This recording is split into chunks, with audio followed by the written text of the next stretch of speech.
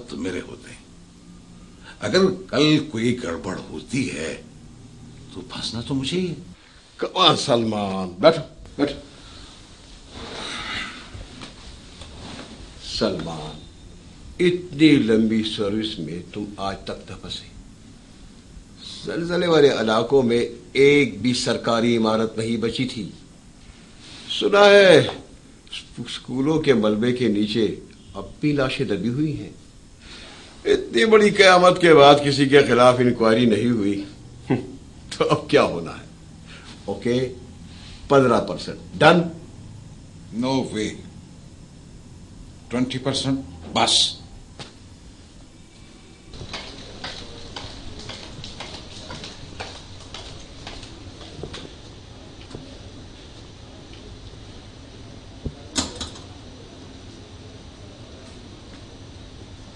और बीबी जी, वो तो दफ्तर खाली कर गए हैं।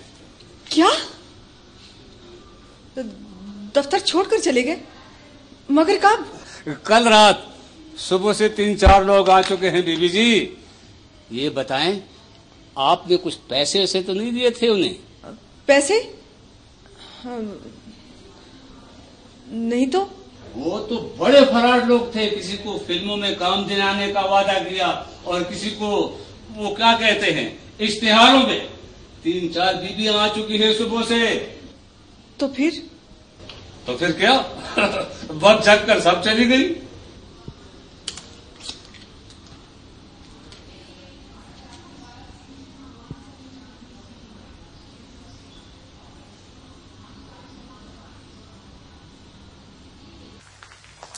What? 5 लाख? हाँ, सिर्फ 5 लाख। और नाजिया ने कन्फेस किया। प्लीज सलमान, अब तुम सिर्फ 5 लाख के लिए चीखो पुकार मत करना। तुम्हारा दिमाग तो खराब नहीं हो गया? 5 लाख तुम्हारी नजरों में मामूली रकम? हाँ, क्या कर लोगे तुम? कुछ कर सकते? हाँ, इंक्वायरी लॉन्च करूंगा। इंक्वायरी?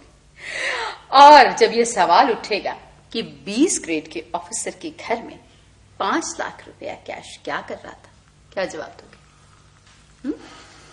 और फिर बात निकलेगी तो दूर तक जाएगी। ये बंगला, 5-5 गाड़ियां, अंदर बाहर ये इंपोर्टेड टायर्स, ये डेकोर, ये सब कुछ तुम सिर्फ 5 लाख के लिए तबाह कर दोगे। समझ में नहीं आता शायद। मैंने दोनों के लिए क्या नहीं किया? कौन कौन सी नेमतें नहीं दी मैंने उन्हें? फिर वो दोनों क्यों ऐसा कर रहे हैं मेरे साथ? अब्बा जी, आपको मैंने कितनी बार कहा है अपने बेडरूम में रहा करें आप। हम जरूरी बात करें, जाए यहां से, निकले। नहीं, वहां कुत्ते हैं, मुझे खा जाएंगे। आज की रात मेरी जिंदगी की आखिरी रात है। सलमान, मुझे बचा लो। आप क्यों नहीं समझते कि इस वक्त हम कितनी परेशानी में है? मैं सुबह आपकी बात सुन लूंगा। आप जाए आप। तुम परेशान क्यों हो? अहमर ने फिर किसी औरत का पर्स छीन लिया या किसी को गोली मार दी? आप क्यों हर वक्त मेरे बच्चों के पीछे पड़ रहते हैं? कुछ नहीं हुआ। जानते हो सलमान, तुम हर वक्त बलाओं के घेरे में क्यों रहते हो? तोहर का बीज बोकर गुलाब की ख्वाहिश करने वालों का यही अंजाम होता है। पैदा होने से इस वक्त तक तुमने औलाद को हराम का लुक्मा खिलाया और अब ताबेदारी की तवक्को कर रहे हो। फॉर गॉड सेक अब्बा जी, आप जाते क्यों नहीं गए यहां से? इसी घर में रहता हूं, सब जानता हूं। नाजिया ने 5 लाख चुरा कर किसी को दिए थे, वो आदमी भाग गया है ना? आप कुछ हद से ज्यादा बढ़ नहीं रहे? कुछ खतरनाक नहीं हो रहे, है ना?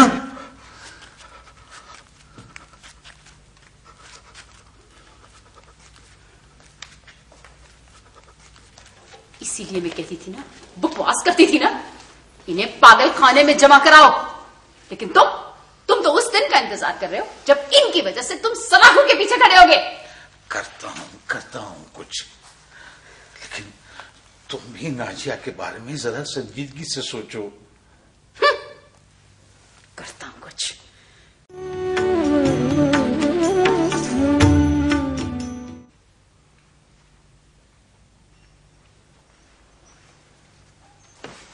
आई सर, आई।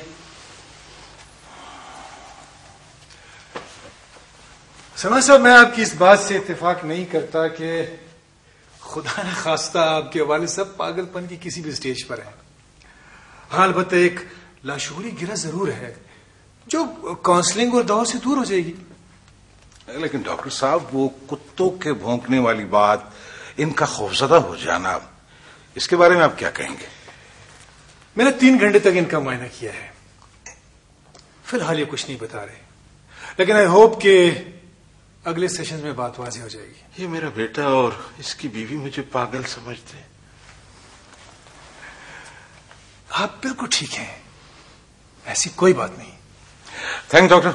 ओके सलमान साहब, शुक्रिया। जीते रहो।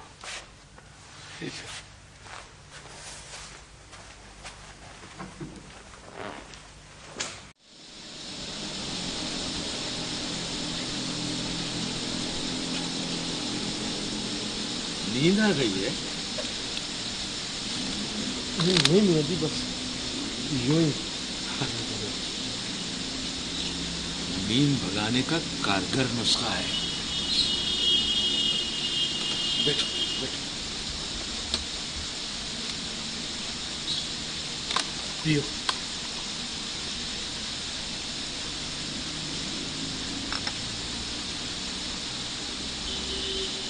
तुम्हारी बेटी का क्या हाल है अब बहुत बेहतर है मियां जी, अस्पताल से घर ले आया हूँ। आपकी दुआओं की वजह से ठीक हुई है। दुआओं से बहुत से काम हो जाते हैं, मुल्क बन जाते हैं, ताज उछल जाते हैं, तख्त गिर जाते हैं। जानते हो, हमारा तुम्हारा ये वतन दुआओं ही से बना था। पर मियां जी, मैंने तो सुना है कायदे आजम ने बड़ी कोशिश की थी इस वतन के लिए। हाँ हाँ, लेकिन करोड़ों लोगों की दुआएं थी उनके साथ। लेकिन यार, हमने कुछ अच्छा नहीं किया पाकिस्तान के साथ। हमने हर वो काम किया जिसे खुदा, रसूल सल्लल्लाहु अलैहि वसल्लम ने तो मना किया ही था, हमारे कायद ने भी मना किया था। हाँ जी, बड़ा बुरा वक्त जा रहा है मियां जी। ना ना ना, वक्त को बुरा मत कहो। वक्त तो खुदावंद ताला की जात है। बस हम गलत हो गए, बहुत ही ज्यादा। आप ठीक कह रहे हैं मियां जी। अब देखें ना, मैं अपनी बेटी को इलाज के लिए सरकारी अस्पताल में लेके गया। वहां पर टीके, दवाइयाँ, सारी चीजें वो अस्पताल के सामने जो दुकान है ना, वहां से लानी पड़ती थी। वो तो मुझे बाद में किसी ने बताया कि वो दुकानदार डॉक्टरों को कमीशन देता है। इस कमीशन ने तो हमें यहां तक पहुंचा दिया। हर चीज 2 नंबर हो गई है, तालीम से लेकर लीडरों तक, पानी से लेकर दवाओं तक। कोई आदमी अपना काम करने को तैयार ही नहीं। वतन को बुरा भला कहते हैं। खैर, अल्लाह रहम करे। यार, मेरे बाप का तो दिमाग ही खराब हो गया।